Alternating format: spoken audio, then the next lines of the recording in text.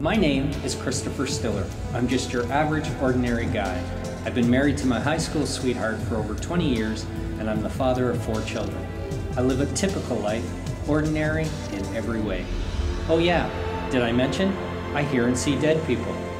I'm a spiritual medium, and this is my story.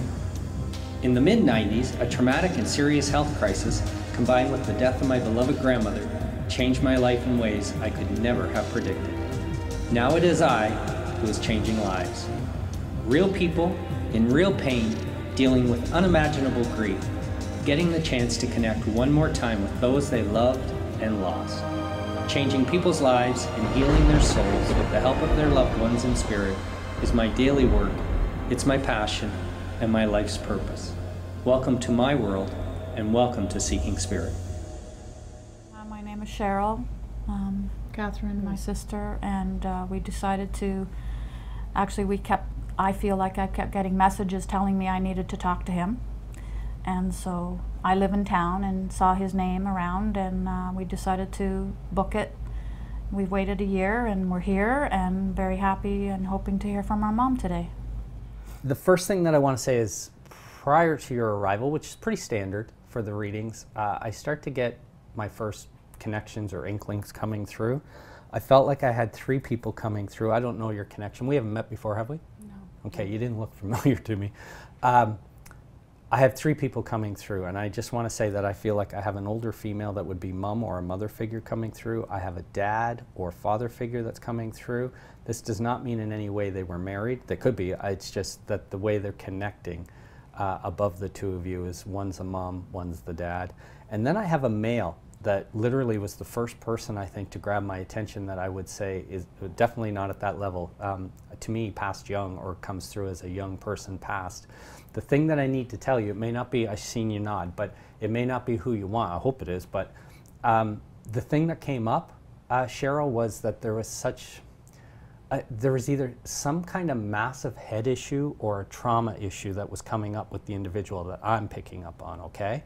And it was literally a feeling where a substantial either blow, impact, or trauma issue to the head. And you may not understand it, but I felt like this person passed young, and I'm just going to ask you whether it's connected to him or not. Remember, names can be living or deceased. Do you know why they would bring up a Mike or a Mark connection? Because there was an MK that I was hearing prior to starting. Living or deceased? Living or deceased? Yeah. I'm not sure. So no, that's fine. Just know that I think there's either the Mike or the Mark, but I really thought I was hearing Mike, just for the record.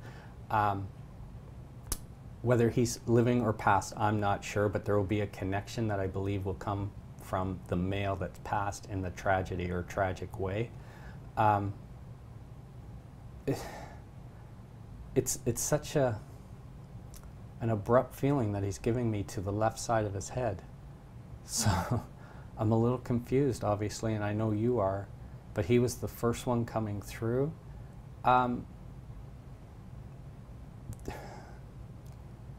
You're not aware of somebody that shot themselves, right, or died from a gunshot? Yes. Was it not in the head? I don't know exactly. Because I wasn't getting gunshot earlier, but now that I'm focusing in on it and they're trying to come through, I feel like that was such a substantial impact and trauma that visually it's like I just felt like there's a gun connection. Okay. What I don't know is if he did it or if it was accidental or intentional by another person, but I do feel like all of a sudden they want me to talk gun. Okay. Would you be anticipating or hoping to hear from this individual today? Not necessarily. And yet he was the first one coming through. And so can I ask you, is your connection like to his family in some capacity? I think it would have been an uncle, but we were young. Okay, but you do know there's a gun connection, okay. But would he have passed young? Yes. Because like if mom or dad or a combination of in the parental level passed, they're coming through, the female and the male above make me feel like they got to live life, and there was, you know, they may not have been elderly, but they're coming through where I feel like they've had life, whereas the other male makes me feel like past young or in his prime. So there's a distinct age difference in the way they're coming through. Okay. Now, connected to if it is that uncle or in that side of the family, would there be a Mike or a Mark? You can say no. I'm trying to think. Well, we'll let it go. Just Yeah, know I that's where I can't feel remember like it his seems name. to be you don't remember your uncle's name? No. I It do. doesn't mean that I it's do, his but name. it's not a Mike or a Mark. Okay. To me, there's a reason why he would be acknowledging this person that Okay. is either still alive or connected to him or in that family for some reason. Okay, so ladies, I think this is the time where I want to try to see if I can define or lock in on who you're hoping for. And again, no guarantees. Okay. So just the first name of one individual. You may have two, but just go with one and just give the first name and we'll see what comes through, okay? You want us to say it? Just the first name. Cynthia? Cynthia? Excuse me.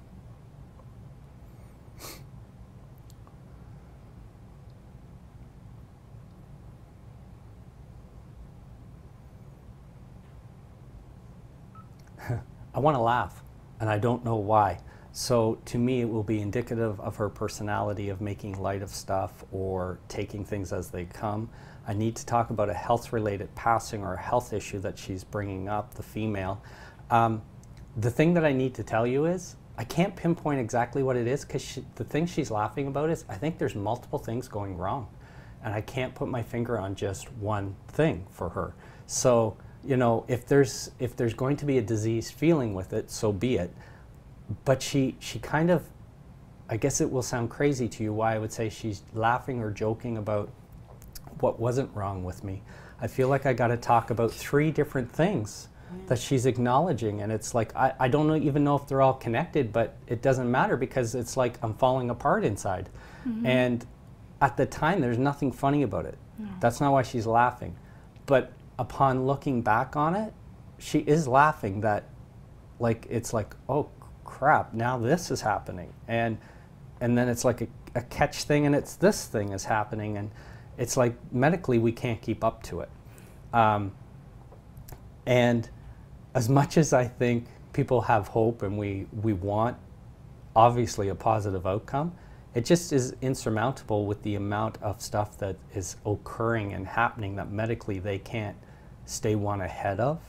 And there's a combination where often with medical things, lungs fill up with fluid and the respiratory is very labored and difficult. So there's this pressure in my chest, but there's clearly other stuff going on that she's bringing up that affects other organs. And I do need to talk about what feels like a systematic shutdown happening for her, okay? So it's just like a chain reaction of stuff. There's a feeling of embracing it or like acknowledging this is what's happening. And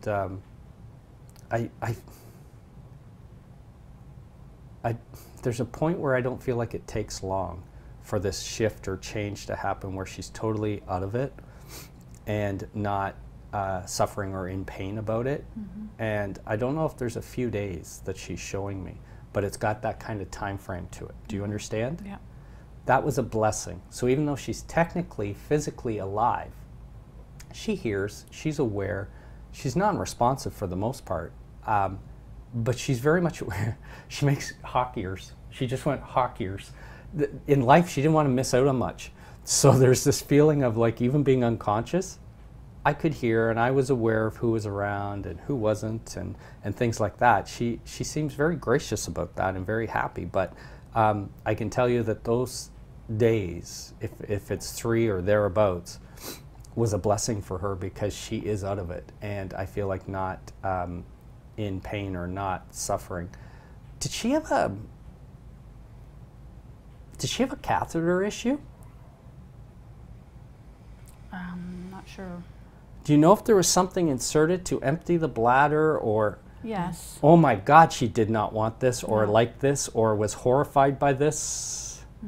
Like, take me now, she says, because she shows it being inserted Okay. and her being beside herself. I would assume, I would imagine, based on what the time frame she's giving me, there is the aspect of her being aware of this. It isn't in the state of being unconscious in those 3 days. Okay. So does that make sense? Mm-hmm. Was she funny or not?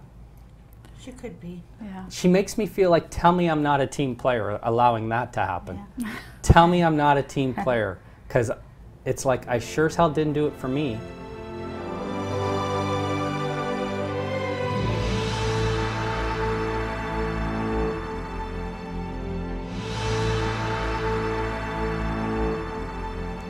Do you know why she would talk about she's very grateful a male got to see her? No? It should be coming to you if it's going to make sense. I'm not sure. I mean, my son came.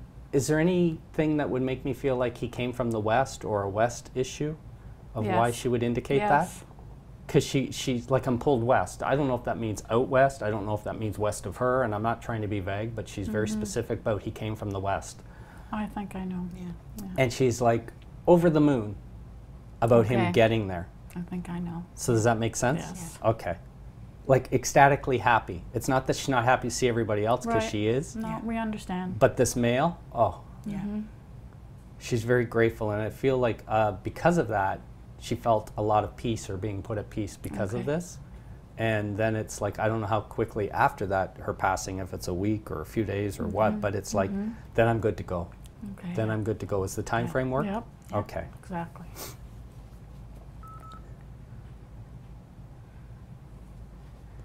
She looks at you. I'm sorry, Catherine. Why are you crying? That's what she says. I'm standing here telling you I'm still alive, bringing up these, I don't know if they're intimate details, personal details, and experiences. And she's joking, but she knows you miss her. But she's like, why are you crying? If those are tears of happiness, and then she shakes her head no, that would be one thing. But I'm still with you, and she wants you to take that away from this. She's like, honestly, she just pointed at me, and she's like, I'm not coming through for his good. It's not because of me. She's here for you guys. Okay. And can I ask you, I think I'm talking September, but I'm not sure if I'm just at the tail end of August. She kind of takes me into that time frame. Is there a significance there of why she would lock me into that time frame? So is it, just so I'm clear, is it like the end of August or the beginning of September? End of August. Okay, because I literally felt like I'm just on the cusp of whatever this is time frame wise that she brings up as being significant, relevant, or important. Is this a passing or a birthday? Birthday. Okay. Those are usually the two, or anniversary, but it's all kind of the same thing, of why she would acknowledge this or bring that up. Do you know why she would make me feel like she maybe, I don't know how, her statement's accurate. I just don't know if the belief about it is accurate. It sounds crazy, but do you know why she would make me feel like she maybe didn't do enough about a male that either drank or had substance issues of some degree? Because she's bringing this up. I literally think it's out of her control in life, and I'm speaking from experience, to make somebody stop, to make them see the light, to want to help themselves. So that's where her statement kind of threw me for a curve, because I think in spirit she would know what her limitations were. But I still feel like she's making me say that statement to validate that it's her, and that I don't know if she learned to live with it. I don't feel like I'm ever comfortable with it. I don't feel like I'm ever at ease about it. I just don't know if I've learned to live with it. And she's making the statement, maybe I should have played more hardball or tough love or taken a stand in a more definitive way instead of backing down. Okay. Does that make sense? And I don't know if it's a regret thing, but she just makes me feel like, knowing what she knows now, she would have played that card differently. And she just wants you guys to know that. Okay. Okay? And is somebody just finishing school or just ending like a school thing, but it doesn't necessarily feel like high school? Yes. So I don't know if it's university or what, but there's something of like a coming to a conclusion on this. And again, like, congratulations, she's very happy and connected to this individual. But it seems just would there be a bit more they got to do? Yes. Because I know we're at the end of the school year, and if they're technically done, she wouldn't make me feel like, oh, there's a bit more though yet. Yeah. But I do feel like it's really coming to an end, and she's happy about this. Is this tied to you? Okay. Do you, Cheryl, do you tend to be what we use the term as helicopter mom? Yes. Listen, the back goes up. Well, from a helicopter dad to a helicopter mom, hello. No judgment on my part. I know it's hard to relinquish control as far as, and I say control, but you want them to be independent. You want them to make their own decisions. So that's not what I mean, but I feel like you hover to kind of cut off anything that could be negative, harmful, preventable in a negative way, which, you know, parents do that, but I do feel the hovering, even though not everybody would be within your control. Yes. Okay? And I relate to that. Okay. All I can tell you is if you have one or some out of the house, it's easier than when they're with you. Yes. I'm speaking from experience on that. Yeah. Is there a brother or a living brother connection? Yes.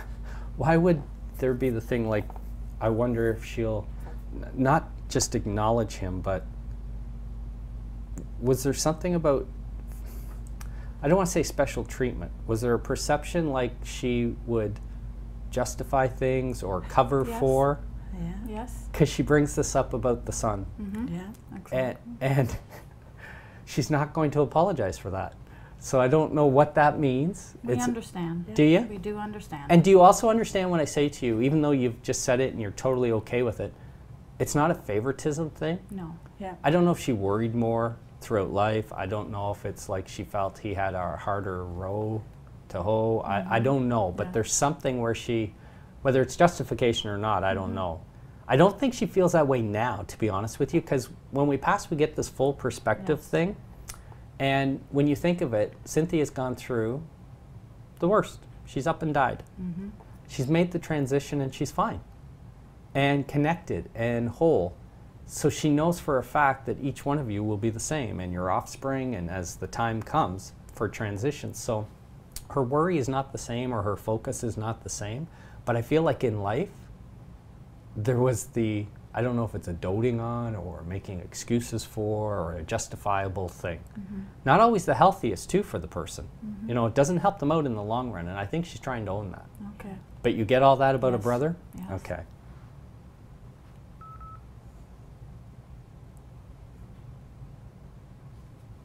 I don't know, because it just feels like you think males will be the strong ones, the dominant ones, the ones that are okay, and she makes me feel like, no, it's the women.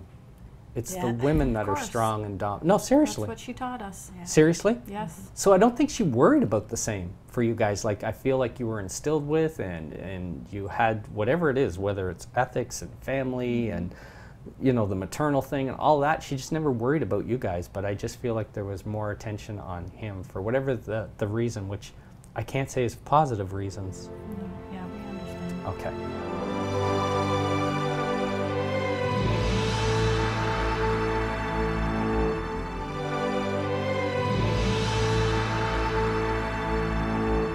And can I ask you, his dad passed? Yes. I don't know what this means, and it sounds really generic, but did he have the sad ending?